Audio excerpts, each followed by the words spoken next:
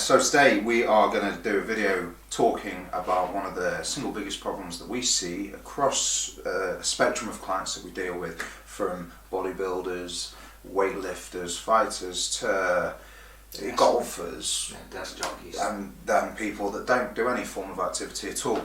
And that is the inability to depress and retract the scapula. So, where shall we go with that then? Do you want to demonstrate it while we talk? You don't have to. It's easier, I suppose. Well, let's talk about the problem first. Okay. The main problem that we see with people is that their shoulder blades or scapula don't sit in a normal resting position. Life, for whatever reason, has trained their shoulders to live slightly up around their ears and slightly forward around their chin. This position is called elevated and protracted. Long day already. Elevated, lifted, protracted, pulled forward. What we are keen on encouraging people to be able to do is to be able to pull their shoulder blades back, to retract them, and to depress them or push them down. And a lot of exercises that we try to give people are to train the ability to retract fully and depress fully their scapula. Yeah, you can do that two ways, or kind of use two methods to achieve that result, which typically would mean loosening off tightness from the front through stretch drills, mobility. You can even have some deep tissue work if you fancy it, and then also bracing and strengthening the muscles around the mid-back, the scap, without bringing in too much trap action. What you'll find a lot of the time is people, when they try and do some of these drills, and the drills that you will have seen in this video, is their traps will kind of be the dominant mover in the motion, predominantly because they are used to being in this fixed position so much. The tension of the trap, it's just easy, it's a stronger muscle. Most people have the issue To learn behaviour. yeah, and they have a lack of connection anyway in the muscles of the back.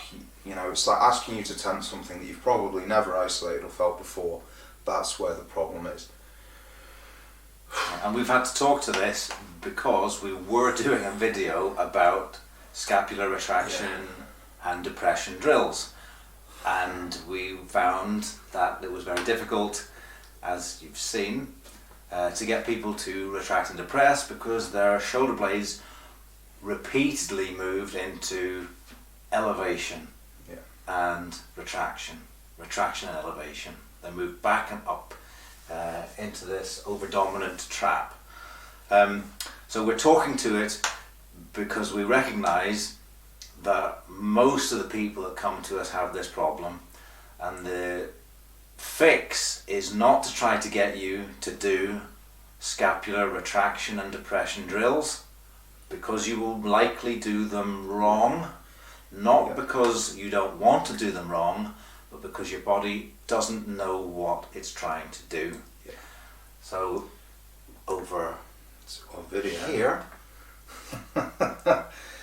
we've thrown together, and that's going to zoom out to fill the screen so we can talk over it. And here we have a video demonstration of an alternative way to begin to understand how to retract and depress and your to scapula. feel, obviously, as you can see in the video that you're watching right now, not us, the band itself, if you use a heavier band, will pull you into the position that you're trying to get into. From that position, you're able to work and feel the muscles as they should. If you try and work the reverse of this movement by pressing out slightly and then almost resisting the band with your back as it pulls you in, you will begin to feel the muscles that you need to feel to complete and perform retraction and depression.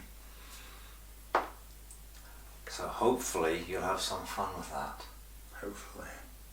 Good luck. Thank you. Good to go, yeah?